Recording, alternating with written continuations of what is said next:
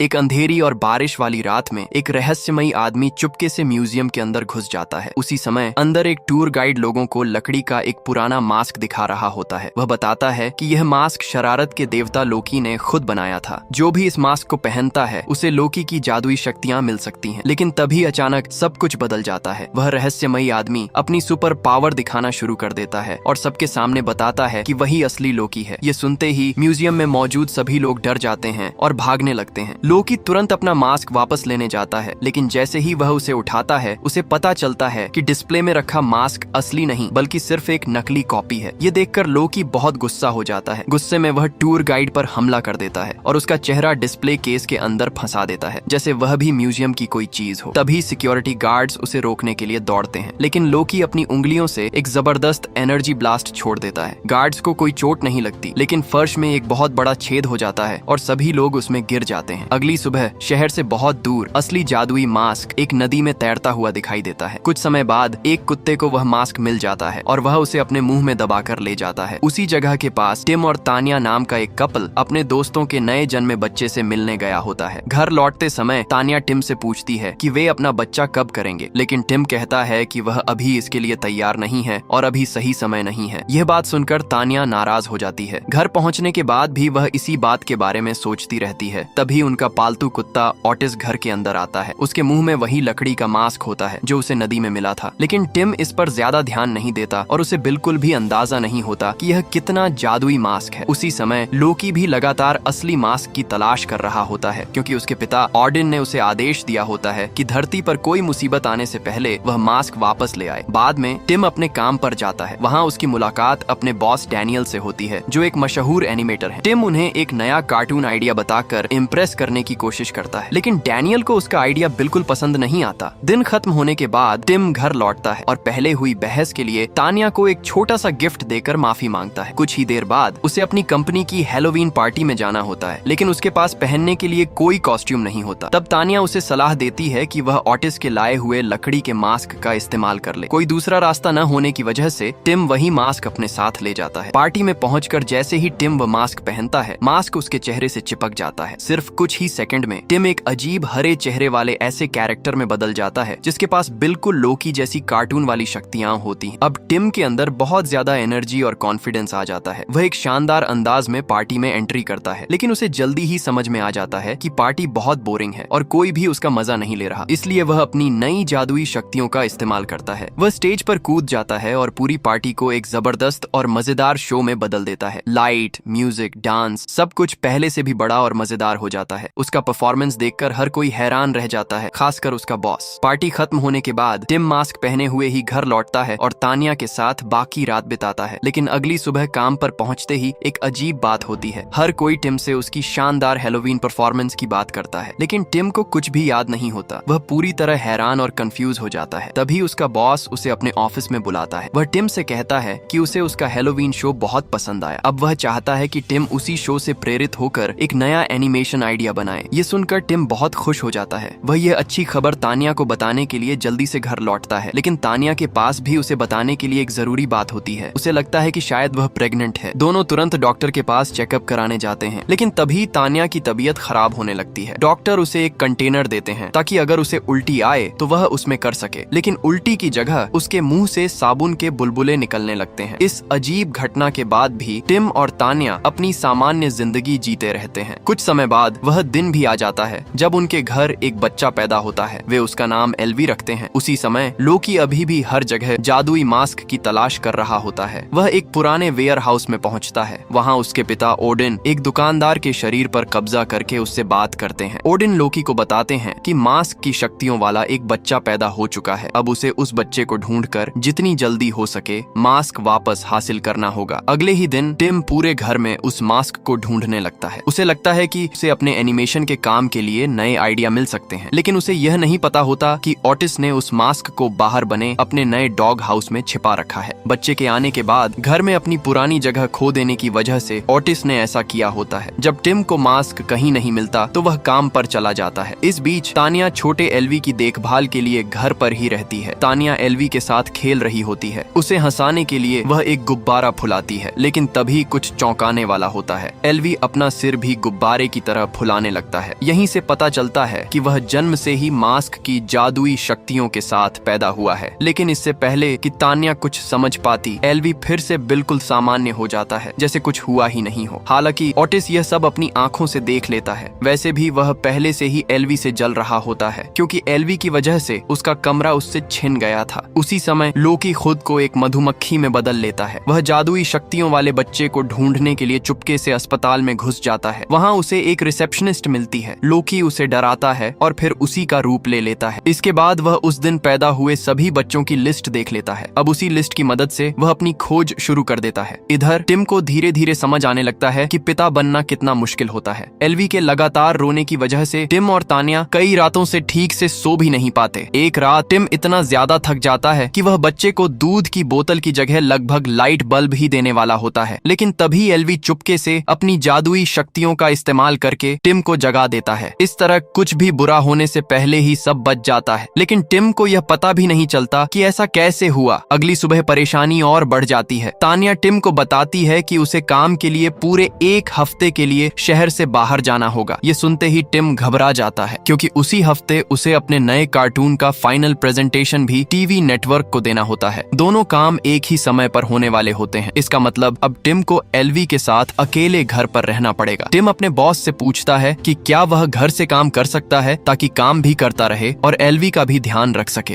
हैरानी की बात यह होती है कि उसका बॉस मान जाता है। कुछ ही देर बाद तान्या दोनों को अलविदा कहकर टैक्सी में चली जाती है। अब टिम पूरी तरह अकेला रह जाता है। वह काम करने की कोशिश करता है, लेकिन एल्वी लगातार रोता रहता है। टिम उसे चुप कराने की हर कोशिश करता है, लेकिन कोई भी तरीका काम नहीं करता। एक और रात बिना सोए निकल जाती है। उधर उसका बॉस बार बार फोन करके ड्राइंग्स के बारे में पूछता रहता है। कुछ घंटों बाद तान्या उनका हाल जानने के लिए फोन करती है। जैसे ही एल्वी फोन पर उसकी आवाज सुनता है, वह बहुत खुश हो जाता है और अचानक अपना पहला शब्द बोलता है, मम्मी। ये सुनकर टिम बहुत खुश हो जाता है। फिर वह एल्वी से डैडी बुलवाने की कोशिश करता है, लेकिन एल्वी ऐसा नहीं करता। वह फिर से मम्मी बोलता है, लेकिन इस बार उसकी आवाज एक बड़े आदमी जैसी गहरी होती है। ये सुनकर टिम बुरी तरह डर जाता है। उसी समय लोकी अपनी हॉस्पिटल वाली लिस्ट में शामिल बच्चों के घरों में जाना शुरू कर देता है। वह एक सेल्समैन बनकर एक महिला के घर पहुंचता है। वह उसे एक नया वैक्यूम क्लीनर देता है। जैसे ही महिला उसे चलाने लगती है, लोकी चुपके से मशीन चालू कर देता है। मशीन महिला को पूरी तरह अपने अंदर खींच लेती है। घर खाली होते ही लोकी बच्चे के पास जाता है। वह तो एक बिल्कुल सामान्य बच्चा होता है, जो लोकी के चेहरे पर एक खिलौना भी फेंक देता है। इधर टिम के घर में टिम अपने काम पर ध्यान लगाने की पूरी कोशिश करता है, लेकिन एल्वी उसे किसी भी काम पर ध्यान नहीं लगाने देता। आखिर में टिम उसे टीवी के सामने बैठाकर द फ्लिंटस्टोन्स और वुडी वुडपेकर जैसे कार्टून दिखाने का फैसला करता है, जबकि तान्या ने उसे साफ मना किया था कि एल्वी को टीवी मत दिखाना। लेकिन इस समय यही तरीका काम कर जाता है। एल्वी शांत होकर कार्टून देखने लगता है। टिम तुरंत इस मौके का फायदा उठाकर फिर से अपना काम शुरू कर देता है। वह ऑटिस से भी कहता है कि थोड़ी देर एल्वी का ध्यान रखे, लेकिन ऑटिस ऐसा नहीं करता। वह सीधे अपने डॉग हाउस के पास जाता है और खुदाई शुरू कर देता है। वह उसी जादुई मास्क को ढूंढ रहा होता है जिसे उसने पहले वहाँ छिपाया था। उस रात टिम सो जाता है, जबकि एल्वी अभी भी कार्टून देख रहा होता है। उसी समय ऑटिस को आखिरकार वह मास्क मिल जाता है। जैसे ही वह उसे पहनता है, वह भी एक अजीब कार्टून जैसे रूप में बदल जाता है। इधर एल्वी टीवी पर एक ऐसा कार्टून देख रहा होता है जिसमें एक आदमी को एक मेंढक मिलता है। वह मेंढक गाता भी है और नाचता भी है, लेकिन सिर्फ तब जब उसे कोई और नहीं देख रहा होता। जैसे ही कोई दूसरा उसे देखता है, वह बिल्कुल आम मेंढक की तरह बर्ताव करने लगता है। एल्वी को यह कार्टून बहुत पसंद आता है, लेकिन उसे बिल्कुल भी पता नहीं होता कि मास्क पहन चुका ऑटिस उसे हमेशा के लिए रास्ते से हटाने की योजना बना रहा है। अगली सुबह टिम अपना काम करता रहता है, लेकिन उसे अपनी कोई भी सोच बड़े प्रेजेंटेशन के लिए अच्छी नहीं लगती। तभी अचानक एल्वी टीवी पर चल रहे उसी नाचते हुए मेंढक की नकल करने लगता है। ये देखकर टिम अपनी आंखों पर यकीन नहीं कर पाता। फिर मामला और भी अजीब हो जाता है। एल्वी अचानक अपना सिर वुडी वुडपेकर जैसा बना लेता है और पूरे घर में दौड़ने कूदने लगता है। वह भागकर रसोई में पहुंच जाता है। टिम भी उसके पीछे दौड़ता है। साथ ही इमरजेंसी सर्विस को फोन करके बताने की कोशिश करता है कि उसका बच्चा क्या कर रहा है, लेकिन कोई भी उसकी बात पर यकीन नहीं करता। इसके बाद टिम अपने पड़ोसी के घर जाता है। वह उन्हें भी पूरी बात बताता है, लेकिन वे भी उसकी बात नहीं मानते। टिम सबूत के लिए एल्वी से फिर से गाने और नाचने के लिए कहता है, लेकिन कार्टून वाले मेंढक की तरह एल्वी दूसरे लोगों के सामने बिल्कुल सामान्य बच्चे जैसा बर्ताव करता है। अब परेशान होकर टिम उसे थोड़ा हिलाता है ताकि शायद वह फिर से कुछ करे, लेकिन यह देखकर पड़ोसी नाराज हो जाते हैं। वे टिम को घर से बाहर निकाल देते हैं। कुछ मिनट बाद टिम वापस अपने घर आता है और एल्वी को शांत करने की कोशिश करता है, लेकिन तभी अचानक एल्वी टिम का पैर पकड़ लेता है। फिर वह टिम को पूरे लिविंग रूम में ऐसे पटकने लगता है जैसे वह कोई खिलौना हो। उसी समय ऑटिस अंदर आता है। वह एल्वी को एक खिलौना देता है, लेकिन वह खिलौना नहीं होता, वह डायनामाइट की एक छड़ी होती है। एल्वी तुरंत समझ जाता है कि यह बम है। वह उसकी बत्ती बुझा देता है, अपने मुंह से धमाके की आवाज निकालता है और वहाँ से भाग जाता है। ऑटिस वह आवाज सुनकर सोचता है कि बच्चा मर गया, इसीलिए वह खुशी मनाने लगता है। लेकिन तभी उसे इनाम के तौर पर एक बड़ी हड्डी मिलती है। असल में वह भी एल्वी का बनाया हुआ एक और बम होता है। वह जोर से फट जाता है, लेकिन मास्क की शक्तियों की वजह से ऑटिस बच जाता है। फिर भी वह हार नहीं मानता। अब वह बच्चे को अगवा करने के लिए क्रेन और रस्सी का नया प्लान बनाता है। उसी दिन बाद में ऑटिस अपना प्लान पूरा करने के लिए घर में घुसता है। उसी समय टिम ऑटिस को मास्क पहने और हथियार लिए हुए देख लेता है। यह देखकर वह सदमे में वहीं बेहोश हो जाता है। ऑटिस उसकी तरफ ध्यान नहीं देता और सीधे बच्चे के कमरे में चला जाता है। वह रस्सी के सहारे छत तक चढ़ता है, फिर खुद को धीरे धीरे पालने के अंदर उतारता है। वह एल्वी के डायपर पर एक क्लैंप लगा देता है। अब वह क्रेन की मदद से एल्वी को घर से बाहर उठाने ही वाला होता है, लेकिन क्रेन चालू करने से ठीक पहले एल्वी चुपके से उसके पीछे पहुंच जाता है। वह वही क्लैंप ऑटिस के कॉलर पर लगा देता है। जैसे ही ऑटिस क्रेन चालू करता है, वह खुद ही हवा में उड़ने लगता है। उसी समय टिम को होश आता है। वह मदद करने की कोशिश करता है, लेकिन तब तक बहुत देर हो चुकी होती है। ऑटिस पहले एयर डक्ट से टकराता है, फिर सीलिंग फैन से टकराता है, फिर घर से बाहर उड़ जाता है। उसके बाद वापस घर के अंदर आ जाता है, फिर गंदे बाथटब में गिरता है, उसके बाद एक बर्ड हाउस में खिंच जाता है और आखिर में वॉशिंग मशीन के अंदर जा गिरता है। इतनी सारी भाग दौड़ के बाद ऑटिस पूरी तरह थक जाता है। तभी एल्वी उस पर गुब्बारे की तरह फूंक मारता है। ऑटिस उड़कर खिड़की से बाहर चला जाता है। इस बार उसका मास्क भी गिर जाता है और वह फिर से सामान्य कुत्ता बन जाता है। लेकिन अब तक पूरा घर लगभग बर्बाद हो चुका होता है। इसके बाद भी टिम एक पिता की तरह अपनी जिम्मेदारी निभाता रहता है। वह एल्वी का डायपर बदलने की तैयारी करता है। तभी कोई दरवाजा खटखटाता है। वह लोकी होता है, जो डिलीवरी मैन बनकर आया होता है। वह टिम को एक पैकेट देता है। जैसे ही टिम उसे खोलने जाता है, वह अनजाने में एल्वी को लोकी के साथ अकेला छोड़ देता है। लोकी तुरंत इस मौके का फायदा उठाकर एल्वी को ध्यान से देखता है, लेकिन बच्चा बिल्कुल सामान्य बर्ताव कर रहा होता है। इसलिए लोकी सोचता है कि उसने गलत बच्चा चुन लिया और वहाँ से जाने का फैसला कर लेता है। उधर टिम जैसे ही पैकेट खोलता है, उसके अंदर से एक बड़ा बॉक्सिंग ग्लव निकलता है। वह सीधे टिम के चेहरे पर मुक्का मारता है और टिम फिर से बेहोश हो जाता है। कुछ मिनट बाद उसे होश आता है। अब वह पूरी तरह परेशान हो चुका होता है। वह एल्वी को बच्चों के डॉक्टर के पास ले जाने का फैसला करता है। उसे यकीन हो जाता है कि बच्चे के साथ कुछ गंभीर गड़बड़ है। वह एल्वी को कार में बैठाकर निकल जाता है, लेकिन रास्ते में अचानक एल्वी अपना सिर पूरा पीछे घुमा लेता है। फिर वह कार में हर तरफ एक अजीब हरा तरल उगल देता है। यह देखकर टिम बुरी तरह डर जाता है। उसे नहीं पता होता कि लोकी अभी भी पास ही सब कुछ देख रहा है। जैसे ही लोकी एल्वी की शक्तियां देखता है, उसे पूरी सच्चाई समझ आ जाती है। यही मास्क का बेटा है। कुछ मिनट बाद टिम बच्चों के अस्पताल पहुंचता है। वह एल्वी को लेकर अंदर भागता है। लोकी भी उसके पीछे पहुंच जाता है, लेकिन वह अपनी कार विकलांगों के लिए बनी पार्किंग में खड़ी कर देता है। एक पुलिस अधिकारी उसके पास आता है, लेकिन लोकी उससे कोई बहस नहीं करता। वह सीधे उसे बेहोश कर देता है और उसका सिर जमीन पर पटक देता है। फिर लोकी टिम के सामने आ जाता है। वह उससे मास्क मांगता है। टिम कसम खाकर कहता है कि उसे नहीं पता मास्क कहाँ है, लेकिन लोकी उसकी बात पर यकीन नहीं करता। वह एक बड़ी कुल्हाड़ी निकाल लेता है। तभी ओडिन एक गार्ड के शरीर पर कब्जा कर लेता है। वह लोकी को डांटता है। इसी मौके का फायदा उठाकर टिम एल्वी को लेकर भागने की कोशिश करता है, लेकिन लोकी जल्दी ही आजाद हो जाता है। वह लोहे की एक बड़ी दीवार बनाकर उनका रास्ता रोक देता है। इसके बाद वह एक बड़ा सूटकेस प्रकट करता है। उसके अंदर से एक बहुत बड़ा ग्रेनेड निकालता है और उनकी तरफ फेंक देता है। लेकिन तभी एल्वी अपने दोनों हाथ फैलाता है। उसके हाथ एक ढाल में बदल जाते हैं और दोनों धमाके से बच जाते हैं। अपने बेटे की यह ताकत देखकर टिम हैरान रह जाता है, लेकिन लोकी अभी भी नहीं रुकता। वह अपने असली रूप में आ जाता है और आग का एक बहुत बड़ा गोला बना लेता है। लेकिन जैसे ही वह उसे फेंकने वाला होता है, ओडिन अचानक टिम के शरीर पर कब्जा कर लेता है। फिर वह टिम के शरीर से बिजली की ताकत छोड़ता है, जिससे लोकी की दैवीय शक्तियां खत्म हो जाती हैं। कुछ ही सेकंड बाद एल्वी भी लड़ाई में शामिल हो जाता है। वह अपने हाथ रबर की तरह लंबे कर लेता है। फिर लोकी को 2 कूड़ेदानों के बीच दबा देता है और उसे एक कूड़ेदान के अंदर फेंक देता है। कुछ देर के लिए सब कुछ फिर से शांत हो जाता है, लेकिन यह शांति ज्यादा देर नहीं रहती। तभी टिम के बॉस का फोन आता है। वह उसे तुरंत अपने प्रोजेक्ट की प्रेजेंटेशन के लिए स्टूडियो बुलाते हैं। घबराकर टिम एल्वी को गोद में उठाता है और टीवी स्टेशन की तरफ भाग जाता है, लेकिन वहां पहुंचने पर उसके पास दिखाने के लिए कुछ भी तैयार नहीं होता। इसलिए प्रोड्यूसर उसे उसी समय नौकरी से निकाल देते हैं। बाद में टिम तान्या को फोन करता है और उसे पूरे दिन की सारी बातें बता देता है। इतने बुरे दिन के बाद भी वह कहता है कि उसे खुशी है कि उसे अपने बेटे के साथ समय बिताने का मौका मिला। फोन रखने के बाद टिम एल्वी को नहलाता है, उसे बिस्तर पर सुलाता है और फिर दोनों सो जाते हैं। लेकिन उसी रात लोकी फिर से वापस आ जाता है। वह चुपके से घर के अंदर घुसता है और सीधे एल्वी के कमरे में पहुंच जाता है। पालने में सो रहे एल्वी को देखकर लोकी दीवार पर कुछ अजीब निशान बनाता है और ओडिन को बुलाता है। लोकी ओडिन से कहता है कि यही मास्क का असली बेटा है। वह उनसे अपनी शक्तियां वापस देने की गुजारिश करता है। ओडिन उसकी बात मान जाते हैं, लेकिन वह लोकी को सिर्फ 1 घंटा देते हैं। उसे इस समय समय के अंदर मास्क वापस लाकर सब कुछ ठीक करना होगा। जैसे ही लोकी को अपनी शक्तियां वापस मिलती है, वह अपना प्लान शुरू कर देता है। उसी समय पड़ोस में रहने वाली महिला बाहर आती है और जोर से चिल्लाने लगती है। लोकी अपना सिर एक बहुत बड़ी नाक में बदल देता है और उसे डरा देता है। उसकी आवाज सुनकर टिम की नींद खुल जाती है। वह तुरंत एल्वी के पालने की तरफ दौड़ता है, लेकिन पालने में उसे अपने बच्चे की जगह लोकी का चेहरा दिखाई देता है। फिर उसे तानिया की आवाज सुनाई देती है, लेकिन वह भी भेष बदले हुए लोकी की आवाज होती है। अब लोकी अपना असली प्लान बता देता है। वह टिम से कहता है कि 1 घंटे के अंदर मास्क ढूंढकर गली में लेकर आए। अगर उसने ऐसा नहीं किया तो वह अपने बेटे को कभी वापस नहीं देख पाएगा। यह कहकर लोकी एल्वी को उठाता है और छत के रास्ते वहां से भाग जाता है। कुछ ही सेकंड बाद तानिया घर वापस आती है। वह देखती है कि पूरा घर बुरी तरह टूट चुका है। टिम अभी भी सदमे में होता है। वह तानिया को भी लोकी समझकर उस पर हमला कर देता है, लेकिन जैसे ही उसे पता चलता है कि वह सच में तानिया है, वह उससे माफी मांगता है, फिर उसे पूरी बात बता देता है। शुरू में तानिया उसकी बात पर यकीन नहीं करती, लेकिन तभी पड़ोस वाली महिला अपनी बड़ी नाक के साथ सामने आ जाती है। अब तानिया को यकीन हो जाता है कि टिम सच बोल रहा था। फिर दोनों जल्दी से आगे का प्लान बनाते हैं। उन्हें ऑटिस को ढूंढना होगा, क्योंकि वही अकेला जानता है कि जादुई मास्क कहाँ छिपा है। उधर ऑटिस को फिर से मास्क मिल चुका होता है और उसने उसे पहन भी लिया होता है। वह पड़ोस की एक कुतिया के साथ रोमांटिक पल बिता रहा होता है। आखिरकार टिम उसे ढूंढ लेता है। काफी समझाने के बाद ऑटिस एल्वी को बचाने में उनकी मदद करने के लिए तैयार हो जाता है। फिर वह मास्क उतार कर टिम को दे देता है। उसी समय एक अंधेरी गली में लोकी एल्वी के साथ खेल रहा होता है। वह बच्चों के सामने अपनी शक्तियां भी दिखा रहा होता है। दोनों मिलकर वाइल्ड वेस्ट वाली लड़ाई की एक्टिंग करते हैं। लोकी एक नकली रिवॉल्वर निकालकर पहले गोली चलाता है, लेकिन एल्वी की बंदूक असली निकलती है। वह लोकी पर गोली चलाता है, लेकिन उसे चोट पहुंचाने के लिए नहीं, सिर्फ डराने के लिए। लोकी इस बात पर हंस देता है। तभी टिम और तानिया वहां पहुंच जाते हैं। वे लोकी से कहते हैं कि वह एल्वी के बदले मास्क ले ले। लोकी इस सौदे के लिए तैयार हो जाता है, लेकिन आखिरी पल में अपना इरादा बदल देता है। अब वह एल्वी को अपने पास ही रखना चाहता है। तभी अचानक ऑटिस आगे कूदता है। वह लोकी को काट लेता है। इससे मास्क हवा में उछल जाता है। टिम उछलकर उसे पकड़ लेता है और उसे पहनते ही फिर से मास्क वाले रूप में बदल जाता है। लोकी भागने की कोशिश करता है, लेकिन टिम अपनी जादुई शक्तियों से अपनी कार को एक सुपर मशीन में बदल देता है। तानिया और ऑटिस भी उसमें बैठ जाते हैं और तीनों पूरी रफ्तार से लोकी का पीछा करने लगते हैं। उन्हें रोकने के लिए लोकी एक लीवर घुमाता है, जिससे सड़क बहुत बड़ी लहरों की तरह ऊपर उठने लगती है, लेकिन टिम फिर भी पीछा करता रहता है। जब लोकी को लगता है कि अब वह बच नहीं सकता, तो वह एक बॉक्सिंग एरिना में पहुंच जाता है। वह टिम को लड़ाई की चुनौती देता है। टिम भी चुनौती स्वीकार कर लेता है। दोनों के बीच जबरदस्त लड़ाई शुरू हो जाती है। लोकी पहले टिम को गिरा देता है, लेकिन फिर टिम पलटवार करता है। वह लोकी को एक सूटकेस के अंदर बंद कर देता है। सूटकेस को अच्छी तरह बंद करके समुद्र में फेंक देता है। कुछ देर के लिए सब कुछ शांत हो जाता है। टिम तानिया के पास पहुंचता है। उसे एल्वी एक पिंजरे के अंदर मिलता है। तानिया उसे बाहर निकाल देती है। तीनों वहां से भागने लगते हैं, लेकिन तभी लोकी फिर से वापस आ जाता है। वह जादुई पेंसिल से बनी ईंटों की एक बहुत बड़ी दीवार खड़ी कर देता है, जिससे उनका रास्ता बंद हो जाता है। टिम खिलौने वाले हथियारों से उस पर हमला करता है, लेकिन लोकी उन हथियारों को फूलों में बदल देता है। फिर लोकी एक बहुत बड़ी पेंसिल से टिम पर हमला करता है, लेकिन टिम एक बड़े शार्पनर से उसे तोड़ देता है। फिर भी लोकी वापस आ जाता है। जब उसे लगता है कि यह लड़ाई कभी खत्म नहीं होगी, तो वह कहता है कि फैसला बच्चा ही करेगा। वह एल्वी को अपनी तरफ करने के लिए तरह तरह के खेल और करतब दिखाता है, लेकिन तभी टिम कुछ ऐसा करता है जिसकी किसी ने उम्मीद नहीं की होती। वह अपना मास्क उतार देता है। फिर वह एल्वी से कहता है कि उसकी वजह से वह पहले और उसे उसका पिता होने पर बहुत गर्व है। ये सुनकर एल्वी पहली बार डैडी कहता है और लोकी की जगह टिम और तानिया को चुन लेता है, लेकिन लोकी फिर भी हार नहीं मानता। वह एक बहुत बड़ा हथौड़ा बुलाता है ताकि उन सबको कुचल सके। टिम अपने परिवार को बचाने के लिए उस हथौड़े को रोकने की कोशिश करता है, लेकिन लोकी उसमें से एक ड्रिल निकाल देता है, जिससे टिम को चोट लग जाती है। जब लगता है कि अब सब खत्म हो जाएगा, तभी ऑडिन वहां आ जाते हैं। वह कहते हैं कि लोकी का समय पूरा हो चुका है, अब उसे अपने की सजा मिलेगी। लेकिन टिम ऑडिन से कहता है कि वह लोकी को माफ कर दें, क्योंकि एक पिता को ऐसा ही करना चाहिए। टिम की बात सुनकर ऑडिन प्रभावित हो जाते हैं, इसलिए वह लोकी को सजा नहीं देते, बल्कि उसे माफ करके अपने साथ देवताओं की दुनिया में वापस ले जाते हैं। जाने से पहले ऑडिन जादुई मास्क भी अपने साथ ले जाते हैं।